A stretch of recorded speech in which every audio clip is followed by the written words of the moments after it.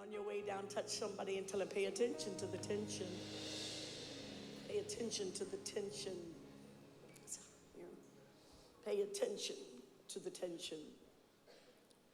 Have you ever pulled up to a four-way stop and you're not sure when it's your time to go, and other people think it's their time to go, and you don't know exactly when it's your time, but you know it ain't their time. You know what I'm saying? It's like, I was here before you got here. And it just kind of creates that little bit of tension that I'm talking about. I have a little bit of feedback, so if you want to help me, just maybe turn it down just slightly. You don't know, is it my turn? Is it my move? Is it my time to make a move? Those moments right there like that in life, they create tension. And yet, however, somebody has got to make a decision, or we're going to all sit there the entire day and we're going to get nothing done. So sometimes you just have to make a decision and bust a move. I don't like to make a lot of decisions, especially like on Sundays. By the time I get through preparing on Saturdays and coming in here and preaching 2 services on Sunday, the last thing I want anybody to say to me is, where are we going to go eat? At that point, I'm wanting to say, why don't you just have something in my hand so that I can eat? But I don't want to have to be the one that makes that decision. And yet I understand that if you're going to live, if you're going to do life, you have to be willing to make decisions. We make hundreds and hundreds of decisions every day. Some of them we make unconsciously. Some of them we make very consciously, like, I have to get up out of this bed this morning. We have to make a decision to get up. We have to make a decision to go to work. We have to make a decision to either eat or not eat, to get in the car or to drive to work, how we're going. The most god-awful thing, what am I supposed to wear to work today? And what am I going to put on my kids? What are they going to wear? This was pajama day? Oh, man, I forgot it was pajama day. And, it's just one thing after another. But we have to make those kinds of decisions. We get in the car, and our GPS tells us to go opposite of the way that we've always went. And we're like wrestling. Like, why would you tell me to do that? Just last week, my GPS was telling me steady, go in a different direction than I was used to going. And of course, I didn't listen to my GPS, okay? We have a problem. We are barely on speaking terms, okay?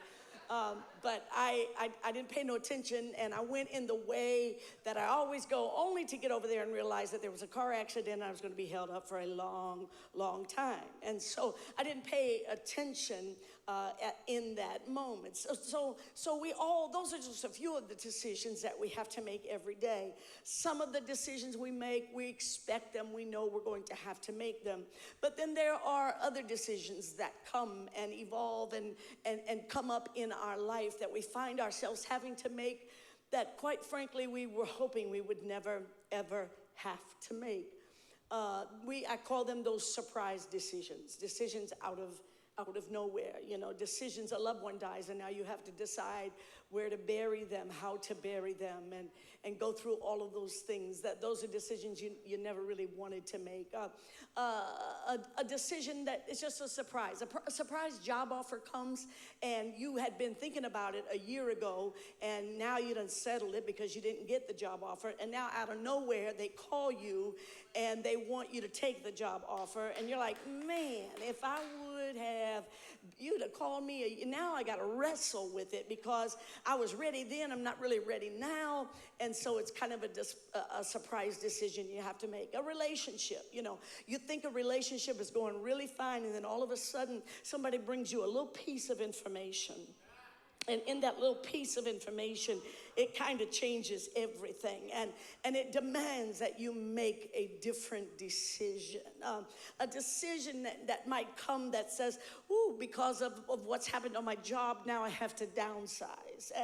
And you didn't see that coming. Maybe the house that you are living in, somebody sold it out from underneath you, or you're paying your rent, and now you find out later that the people that own it wasn't paying it, their mortgage. And because of that, you got to move and you got to get out of the way. And so these are what I call surprise decisions, decisions that were not necessarily on your radar at the moment. And usually when you have to make decisions like that, without fail, that you always end up having to make them when you're short on time, when you're short on having the proper information, or when you and then you have to make them, but there's so many precious things that are left hanging in the balance. And so when you find yourself having to make those tough decisions in life, I want to encourage you, and I want to tell you about a book that you can pick up that I believe is going to help you in making those decisions.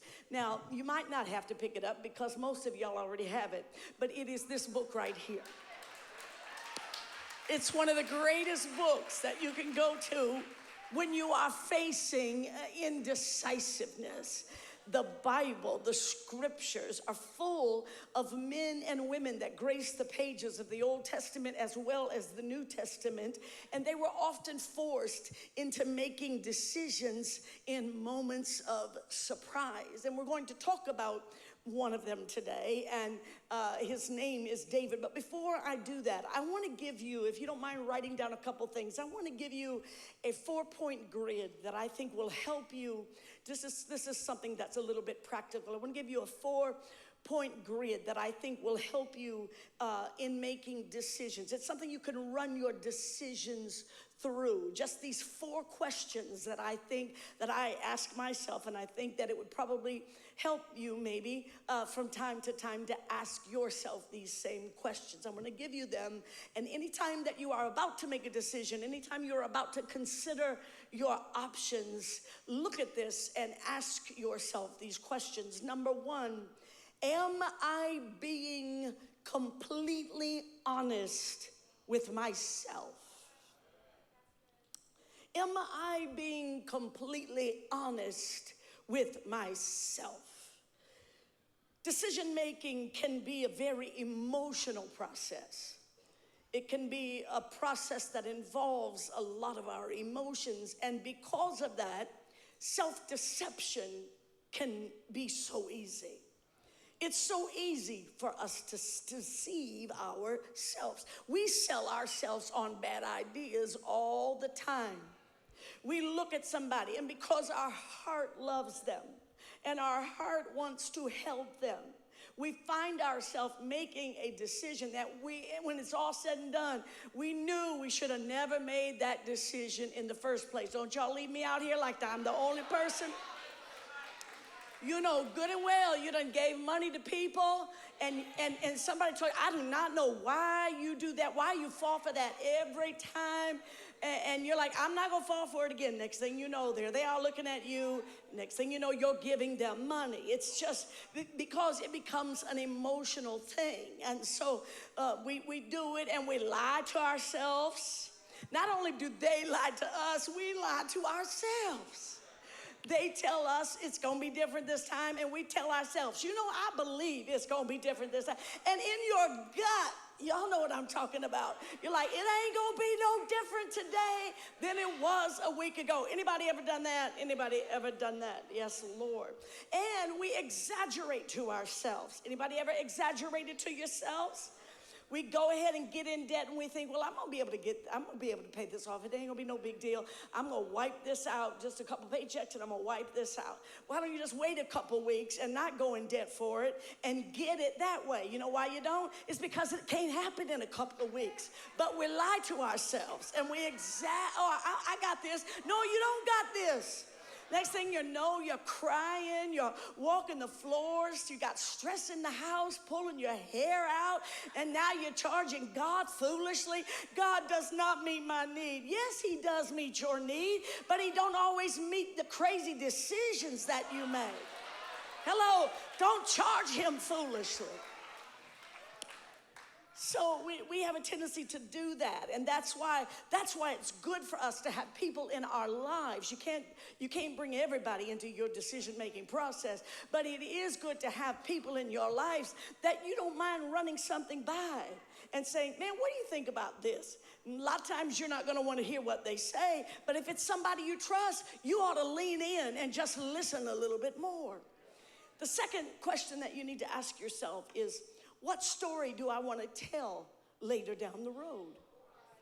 What story do I want to tell later down the road?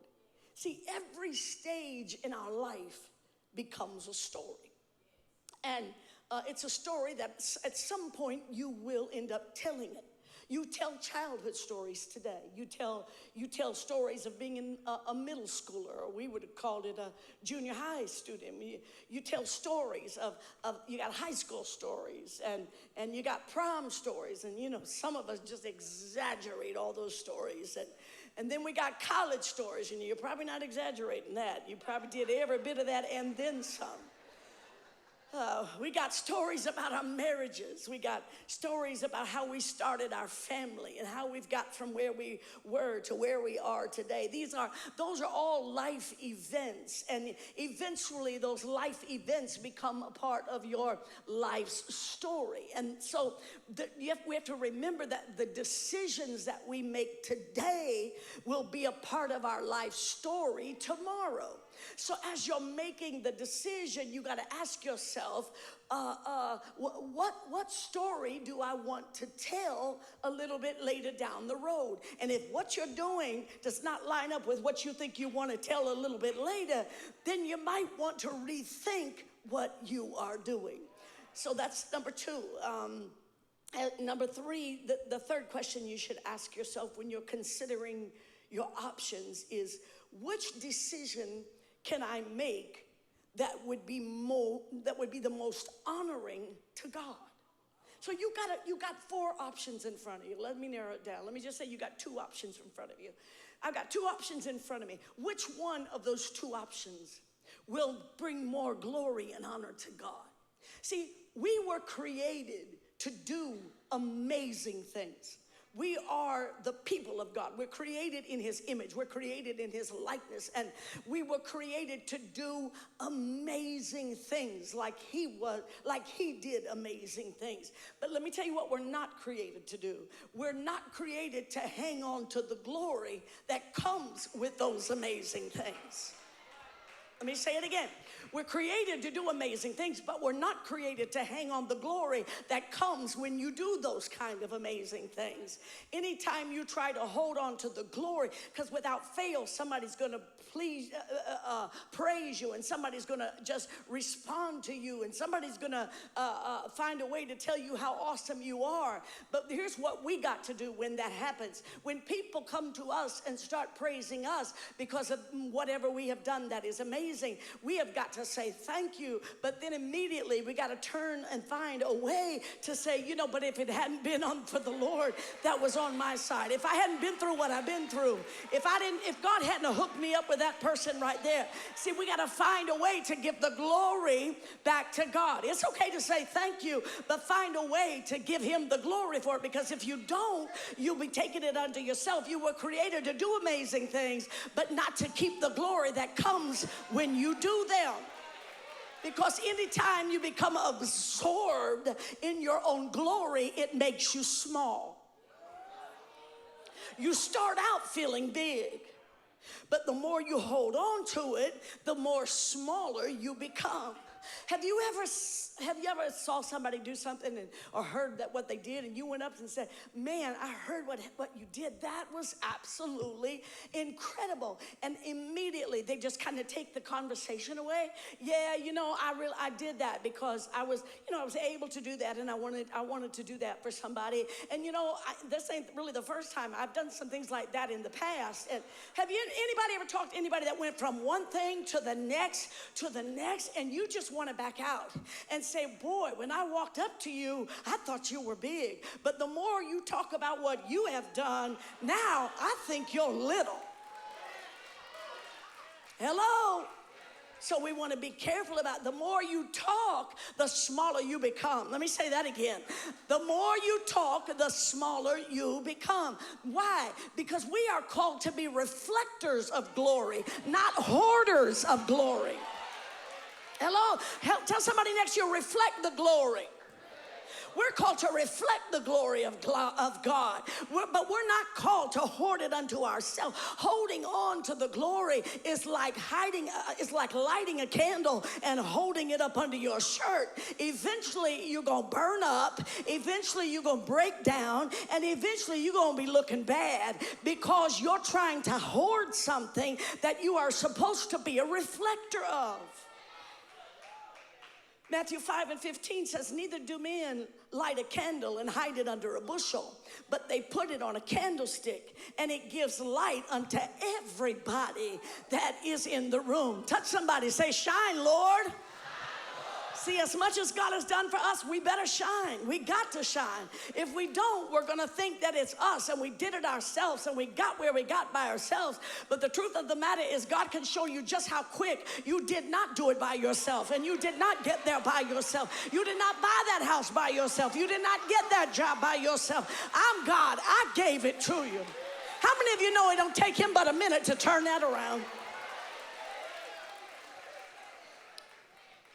And the fourth and the last question I want to give you for this grid to run decisions through is there a tension that I need to give my attention to? Is there a tension in this decision that I need to give my attention to? More often than not, when we make decisions in life, there is often a moral or an ethical issue that might be at stake. And when we begin to lean into our options,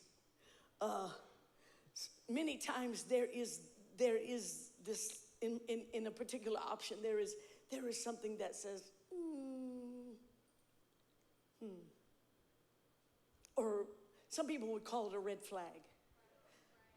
Thought about that, but it's kind of a red flag to me. Or old folks, my mom used to say, I had a check in my spirit. Anybody know what I'm talking about? I just felt the Holy Spirit just say, wait, you know. Like he said to Abraham, stay your hand. Hold up. Well, whenever that thing happens, it creates a tension, the kind of tension that I'm talking about. And we have this internal sense in our lives that says, I'm not sure if that's the right thing or not. Anybody ever been there? I'm just not sure that that's the right thing. And it's most likely not blatantly wrong because we wouldn't even be considering it. But it's just something that is buried within the option. That as you dig into it, it makes you kind of just think twice. And as you begin to move in that direction, there is that tension that arises. And so what I want to do today is I want to encourage somebody that when you feel that tension arising, I want you to pause. Somebody say pause. And I want you to slow down, and I want you to pay attention to the tension. I don't know who God is getting ready to talk to, and I don't know the decisions that God is getting ready to lay out in somebody's life, some options that God is about to give somebody, but I do believe with all of my heart that God wants somebody into this service today, whether you're here, whether you're online, to know I want you to pay attention to that little that you feel as you go about making your decisions.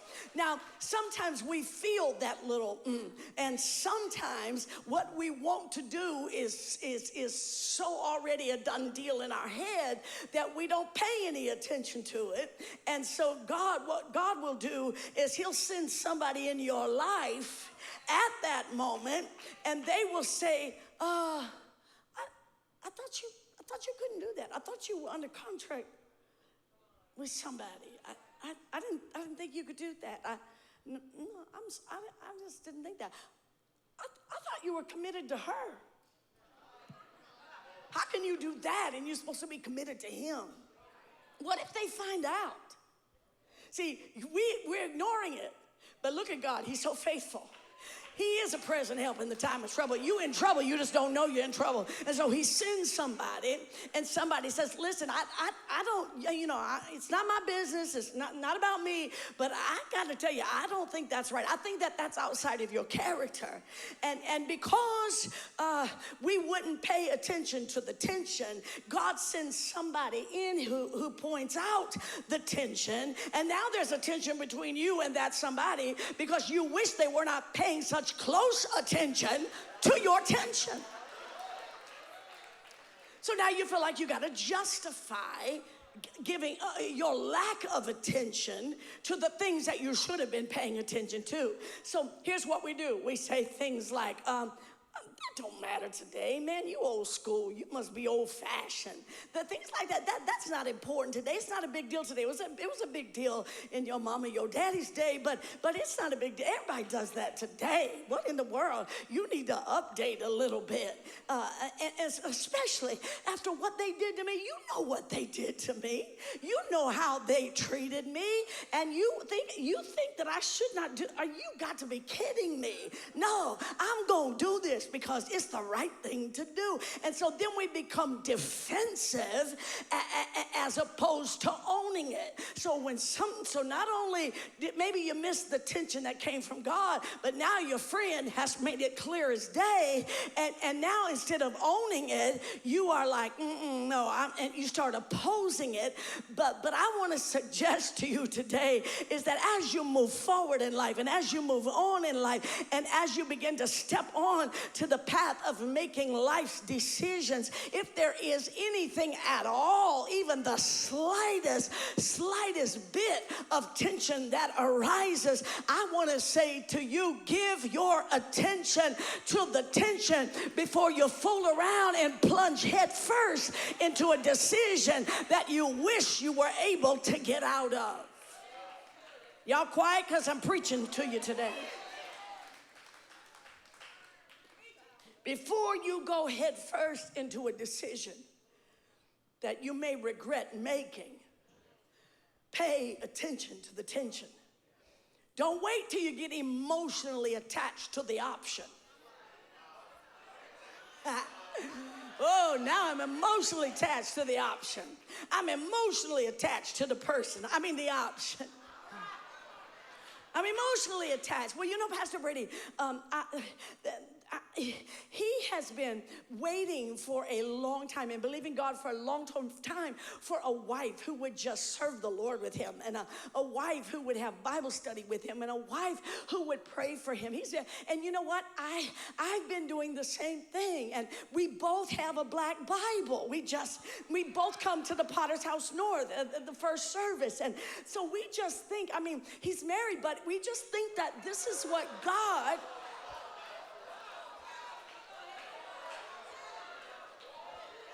I tell you, it happens all the time. It happens all the time.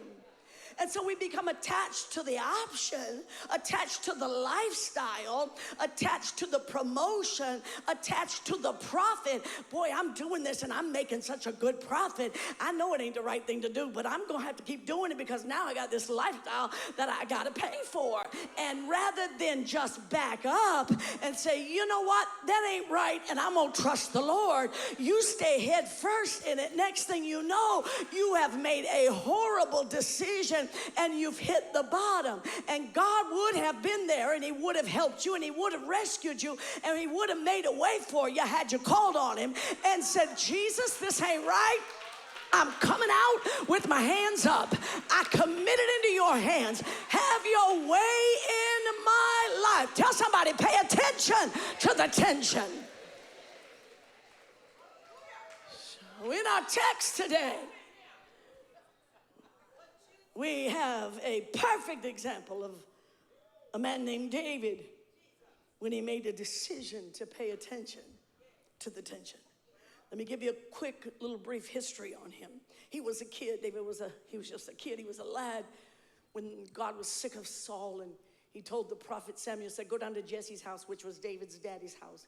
He said, go down to Jesse's house. Tell him I've provided a king among his sons. Tell him one of his boys is going to be the next king. That's a good day right there. Whenever God comes and says, one of your boys is going to be the next king of Israel, that was a good day. So he ended up, you know the story, there was a whole lot of stuff that went on, but David ended up, the horn of oil ended up getting on the right head. David was anointed to be the next king. He was still a kid, so he went back out into the field with his anointing, and he continued to do what he had always done. He was anointed to be the next king, but the problem was that they already had a king in Israel. His name was Saul, but Saul was doing a horrible job at being the king, and so God decided, I'm going to get rid of him. As time began to pass, David actually met Saul. He began serving Saul. He became a soldier in Saul's army. And because of one event after another, we know he brought down Goliath. It's just like one thing after another started happening in David's life. And all of a sudden, now David, his popularity begins to explode. And because he is so popular in typical form, Saul becomes jealous of David, and he kicks him out of the household, and he no longer wants to be with him. He began to look at David with a crazy eye. So now David has become a fugitive. David seemed to be like he was a threat to him and to his dynasty, because normally if you are the king, your son will become the king when you're no longer able to be the king. But now it looks as if his whole dynasty, God is calling for a dynasty change. So now he hates David all the more. So David is running for his life. He becomes a fugitive. He is an outlaw. David is a man on the run. But because David was a natural born leader, while he was on the run, he began attracting other outlaws. He began attracting other people who were on the run. He began attracting other outcasts. And after a minute, the Bible says David gathered together a band of men, or he gathered together a small army. But because David is hated by Saul and by Saul's kingdom, now he cannot move freely throughout Israel, and neither can the people that have attached themselves to him. And so Saul is bent on killing David. And when Saul comes back from fighting with the Philistines, they tell him David is in the wilderness of En-Gedi. So he chooses 3,000 men, and they go and they begin the pursuit of looking for David. The Bible says in 1 Samuel 24:3 in the New Living Translation that at the place where the road passes some sheepfolds, Saul went into a cave to relieve himself. But as it happened, David and his men were hiding further back in that very same cave. So all of a sudden, now the king, he's got 3,000 men. They have camels that they're traveling on. They've got equipment. It's a big entourage. And the king now has got to go to the bathroom. So he has to stop everybody. And in the middle of all of this drama that's going on, he goes into the bathroom, and he starts taking, it's not a bathroom. He goes into the cave, and he starts taking off his clothes. He takes off his robe. And now he's in there, and the light is shining in because he's barely at the opening of the cave, and he's taking all his clothes off, and he can't hardly see because the dark, he wasn't used to the dark. He was in the light. But David and his men have been in the back, and they've got acquainted with the dark. So while Saul can't see good, David and them got a clear view of everything that is going on. Okay, so Saul, he stops his whole entourage. He goes in there, takes everything off, takes off his robe. He lets down his guard, and he is going to the bathroom. Not just in any cave, but he's in the very cave that David was hiding in. So David's men automatically are like, dude, this is God. Because you know how people will be. This is God. Man, this is totally whack. This is unbelievable. We couldn't have planned this if we'd have tried. David, look at God. He's done delivered your enemy into your hand. And not only has he delivered him into your hand, he is in the most vulnerable position. So these men were expecting David to just seize the moment and go after Saul. And so then they started bringing up these prophecies. Do you remember when you told us that God said to you that this was the day that he was going to bring it to pass and you were going to replace King Saul? Let me tell you something, David. This is the day. This is the day. This is the day, and he's delivering your enemy into your hand. Oh, David, it ain't gonna get no better than this. They're high-fiving, they're jumping. This is singing, this is the day. Cut that joker's head off today. I can imagine all of the 3,000 men who are out there waiting on Saul while he is going to the bathroom. And can you imagine what they would think? Listen, if you cut his head off, they will have seen Saul come in the cave as king. But when you turn around and come out with his head on a platter, they're going to see Saul go in, but they're going to see you come out. Whew. By the way, David, all those guys out there fighting for him, they love you. It's you they love anyway. Think about it. If you will just do it right now, you'll become king instantly. No unnecessary bloodshed will have to take place. The only life that this is going to cost is going to cost the life of Saul. This is perfect. And this is obviously the will of God because all of the stars are lining up. It's perfect for you, David. David must have thought it was perfect too, because he begins to move towards Saul. However, the closer that he got to Saul, the more tension began to rise in his heart.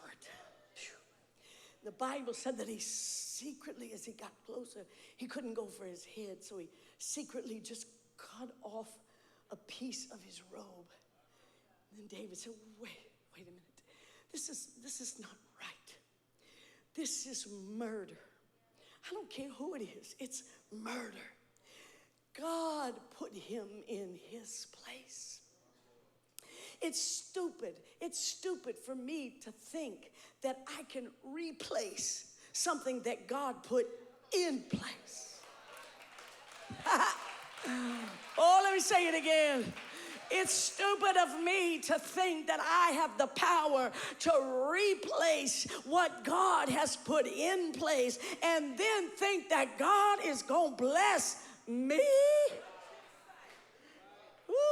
And in spite of the whole thing perfectly coming together, in spite of the prophetic words that his friends were reminding him of, David managed to pause and pay attention to the tension that he was feeling in his heart, because he knew something wasn't right in killing the king, even though he knew the king was out to kill him. David's friends were trying to tell him, look, dude, it's going to be all right. I promise. You're going to kill the king. You're going to become the king. But there was no guarantee of that, because at the end of the day, God is the one that controls outcomes. I said, God is the one that controls outcomes. Not even the prophetic words that you get from friends should trump the principles of God, because anytime your prophetic word trumps the principles of God, you ain't got a prophetic word from God. You got a prophetic word from a person, and that person doesn't have the ability to control the outcome. Only God gets the last word. Oh, I said only God gets the last word. Our problem is we get all emotionally caught up within a particular option, and we no longer give the attention to the tension, and we don't listen to those that are around us, and we keep pushing our way, and we keep pressing our way, and we keep ignoring the still small voice that is trying to speak to us inside. And the reason we do that is because we think we control the outcome, but that is a lie. You don't have the power to control an outcome. Only God controls an outcome. That's why we say, what God has for me, it is. And the thing that every one of us in this room have in common with David in this most dramatic moment of his life, in this story of his life, is we too have the audacity to think that we control outcomes. And anytime we ignore the tension because we already know what we think the outcome is going to be. And we make that decision, then it becomes a very deadly and dangerous decision. And it finally dawns on David, just because I killed the king, that don't mean I'll be the king.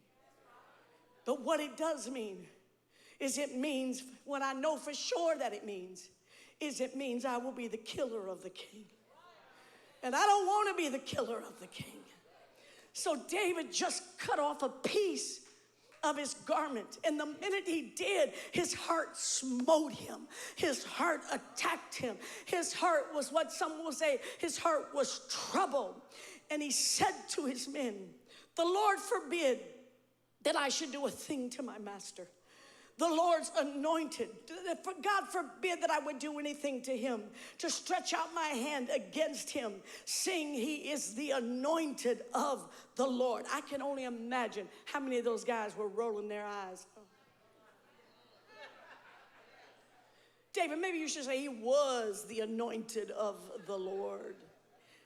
Can you imagine what they're saying to themselves? David has lost it. Okay, he's crazy. David is totally deceived. God lined this whole thing up for him. And now he's going to fool around and tell us, oh, I would feel guilty over that. David's like, listen, let me tell you something about this.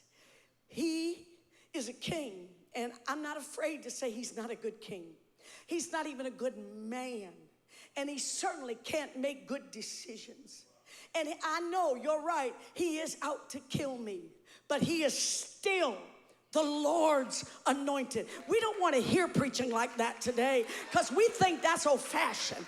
But I came up in the era where they would always preach, touch not my anointed and do my prophets no harm. Today we say whatever we want to say against anybody, anything at all, and then we wonder why everything in our life falls apart, because we don't no longer have clean hands and we don't have a pure heart, because we're reaching for stuff that God said you better keep your hands off of.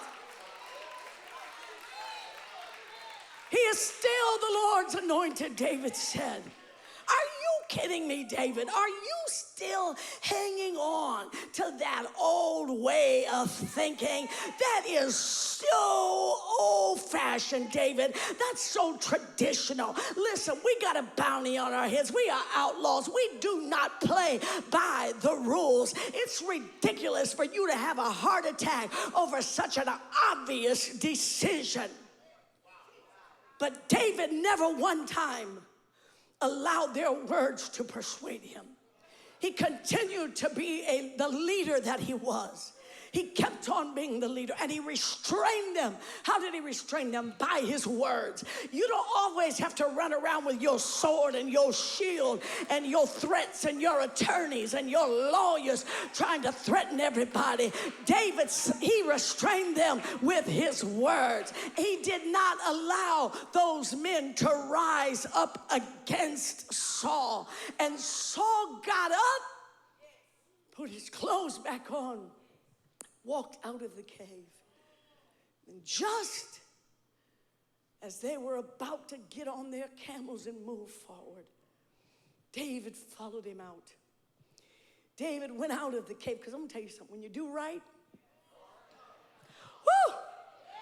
I said when you do right, you ain't got to be afraid. I said when you do right, you ain't got to be afraid. Though 1,000 shall fall on my side, and 10,000 at my right hand, it will not come nigh my dwelling. David ran out there in the midst of Saul and his 3,000 men. And he called out to Saul. He said, Saul, my Lord, the king. And he proceeds to tell the story.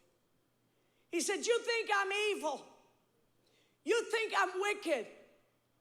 You keep listening to the words of people that are around you, saying that I'm out to harm you. Let's go to Psalm. Pull up 1 Samuel 24:8.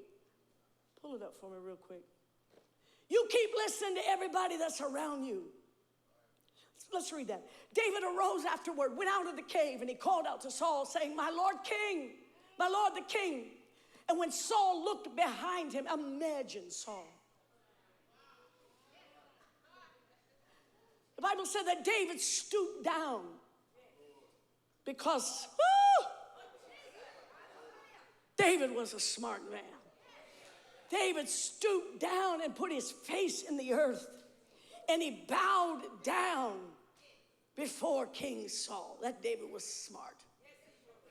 And David said to Saul, why do you listen to the words of men who say, indeed, David seeks your harm? Look this day with your eyes. Look, this day your eyes have seen that the Lord delivered you today into my hand in the cave. And guess what? Somebody in there was urging me to kill you. But my eye spared you. And I said, I will not stretch my hand out against my Lord, for he is the Lord's anointed. Moreover, my father, see, yes, see, I've got the corner of your robe in my hand. For in that I cut off that corner of your robe, I did not kill you. I did not kill you. Know and see that there is neither evil nor rebellion in my hand, and I have not sinned against you. And yet you hunt my life to take it. Let the Lord judge between you and me, and let the Lord avenge me on you. But my hand, it shall not come against you. David said, this battle is not mine, but this battle is the Lord's. Let the Lord judge. He was saying, look here, Saul, I'm going to do what's right. I'm going to leave this in God's hands. I'm going to pay attention to the tension that I felt when I made my decision. It might be the worst decision I've ever made. It might cost me my men that have gathered around me. It might cost me my life, and it might cost me the kingdom. But I'm going to tell you this. I've decided to resist the temptation to try to fix the outcome, to try to fix the future, to try to adjust my life. I'm going to cast my lot in the hands of my heavenly Father. I'm going to let the Lord decide between you and me. I'm going to put my focus on doing the right thing. Look at somebody, tell them, focus on doing what's right. He said, I ain't going to let your bad behavior become an excuse for me to have bad behavior. Just because you have it don't mean I'm going to have it. I'm not going to try to play God in your life, Saul. I'm not going to try to play God in my life either. I'm not going to allow the fact that you failed me to cause me to become like you. Because the minute I try to do that, that says that I am in control of the outcome, but I am not that foolish.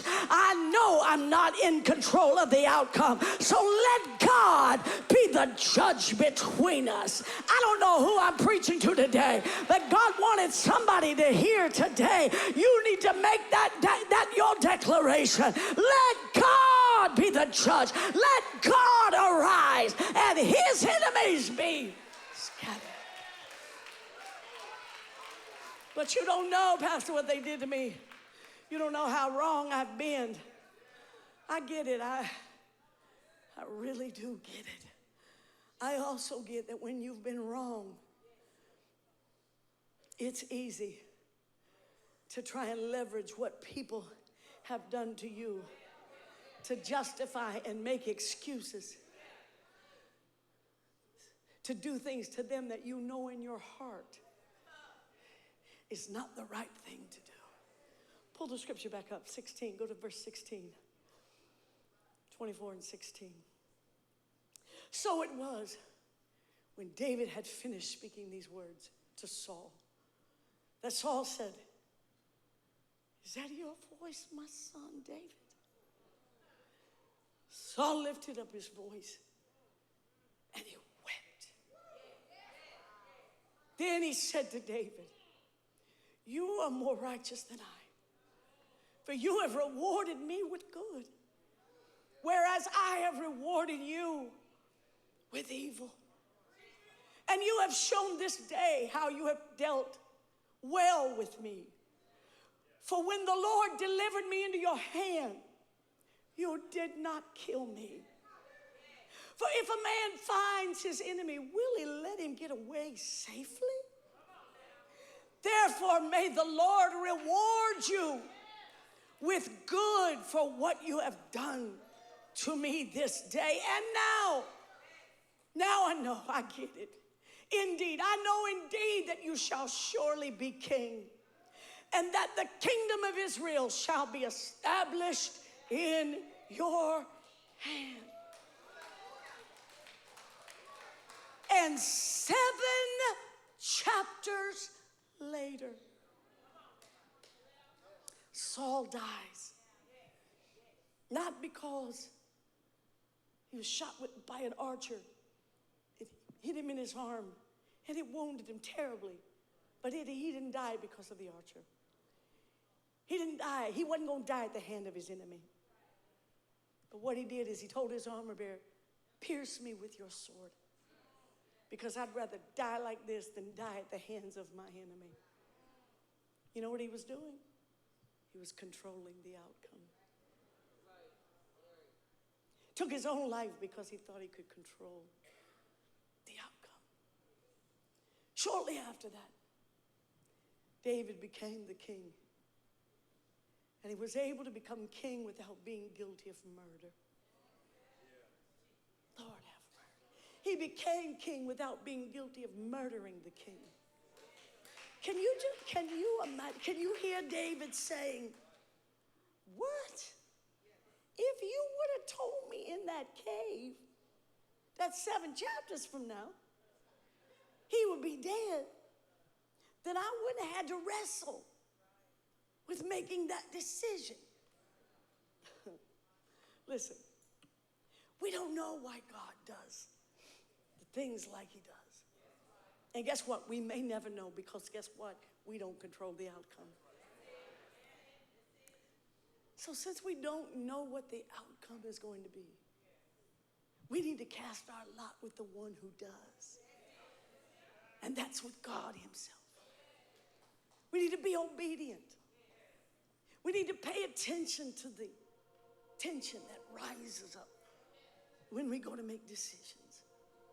We need to do what is right. We need to put everything in the hands of God. Stop putting God in the rearview mirror. Put him in the driver's seat. Man, stuff like that used to matter. That don't matter today. That worked for your mom and them. That ain't gonna work for you. We're in different times, dealing with different people, with different mentalities. You got to do what you got to do. Really?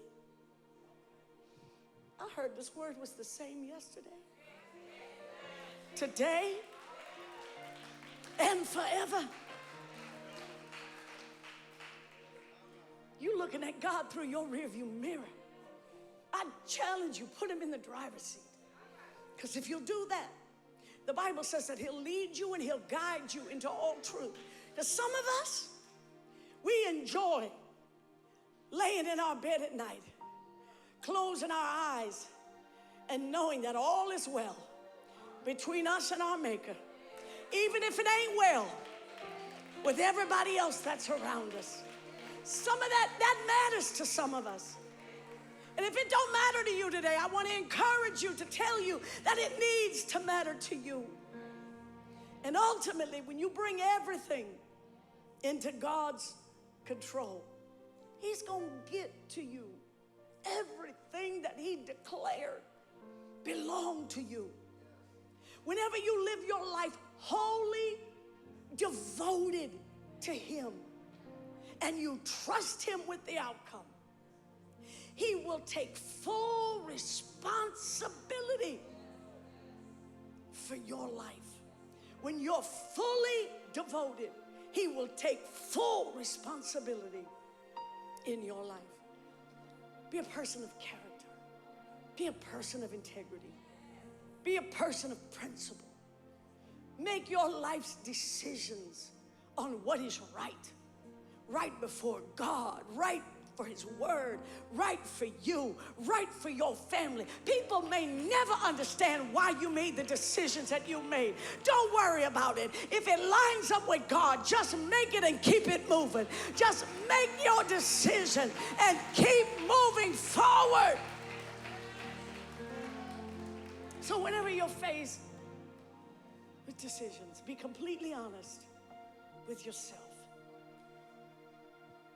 Number two, remember that the decisions that you make today will become part of your story that you'll have to tell tomorrow.